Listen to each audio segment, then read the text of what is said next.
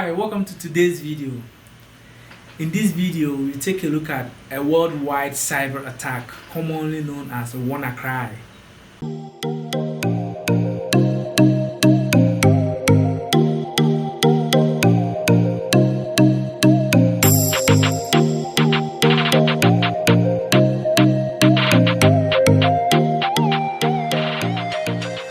In this video, we will take a look at a worldwide cyber attack commonly known as WannaCry, a ransom attack where one's computer becomes vulnerable and all the files and documents becomes encrypted, and a huge ransom amount of money is demanded to be paid through Bitcoin before all those files could be released. We will take a look at its history and how it came about and how a kill switch was used to prevent further exploitation. We will take a dive deeper look at its executable file and how it's operated, and we will conclude the video with some tips and practices that we can follow to prevent further exploitation in future. So without taking much time, let's dive in. Let's take a look at the history of WannaCry and how it all came about. As we all know, WannaCry affected over 200,000 computers across 150 countries. So it was a global attack on host computers. Any computer that had operating system of Windows were vulnerable to that attack. So as already mentioned, it targeted Microsoft's operating system, and it pretty much encrypts the data on the host computer until an amount of money is paid. It gives you a limited amount of time to get ready and prepare to make the payments. So it was considered as a network worm because it transports mechanism or automatically spread. It uses it was spreading through a vulnerability that was previously found, which was known as eternal blue, pretty much. So the eternal blue was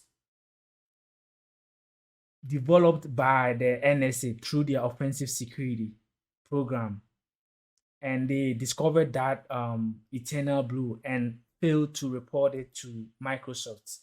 Later part, eternal blue was stolen by the shadow brokers and it was released.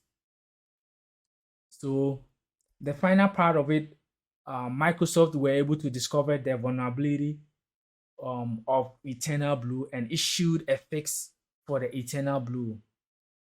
So all companies and people who were using Windows operating system were supposed to go out there and update their computers to have new versions of their software, so that those the eternal blue cannot spread on the new version.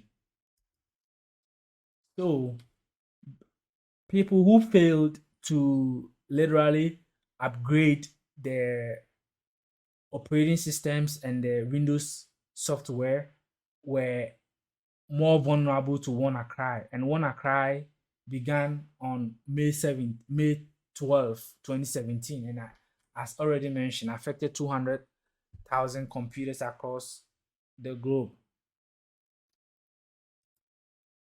So technically, a kill switch was discovered by Marcus Hutchins, and that was the way WannaCry was able to be prevented from further exploitation.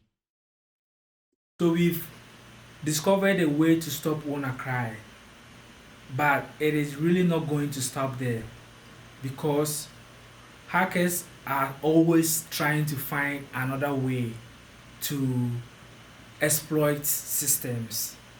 And because of that, once WannaCry was discovered, it was really important to study the executable file to know how the code was written to take full advantage on host computers. So without taking much time, we are also going to take couple of minutes to look at how the executable perform its operation. So let's dive in. Pretty much, I'm going to use some diagrams to help with the explanation. Um, so we have the WannaCry executable file pretty much, and I've named it WannaCry.exe, and it checked for a URL, and the URL is pretty much the domain switch, which once it's successful, it does nothing. So before WannaCry started spreading, no one was able to was aware of the kill switch.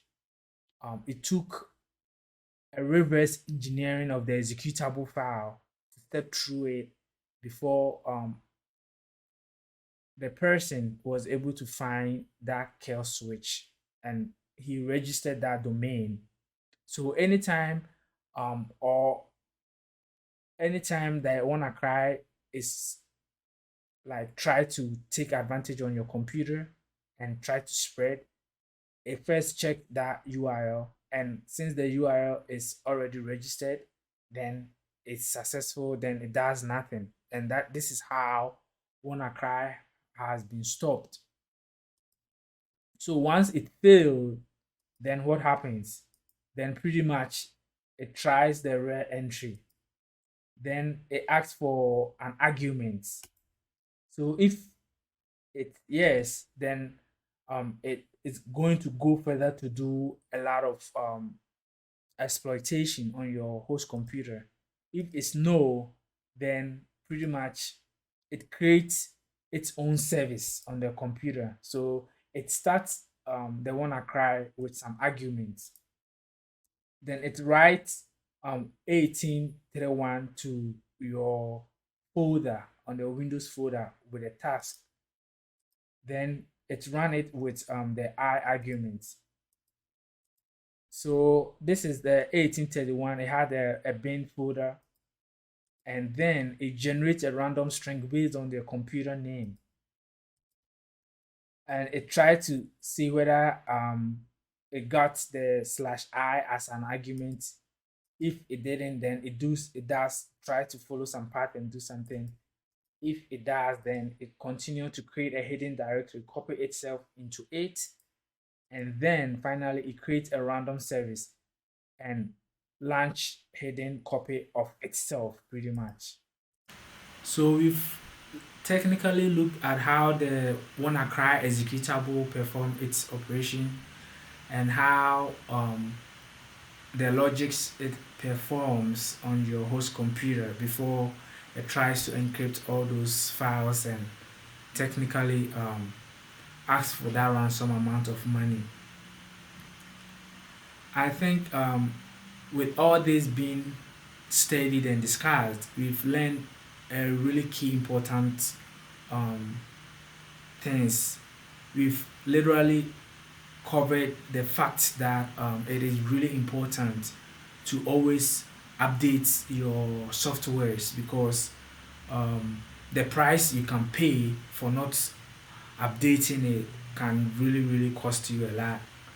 And also, if it's not really going to cost you, um, you can be a pathway to other computers, right? Suppose you are on a local network with other people, either on your work or on your school environment. You can be just the lateral person.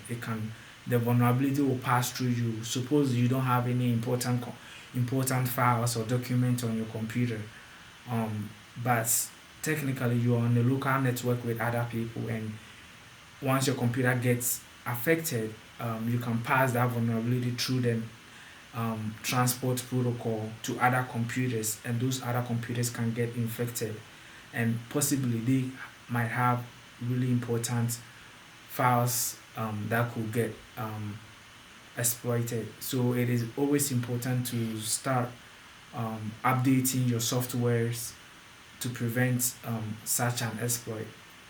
Also, it is also important to be aware that of attachments through emails and other forms of variety.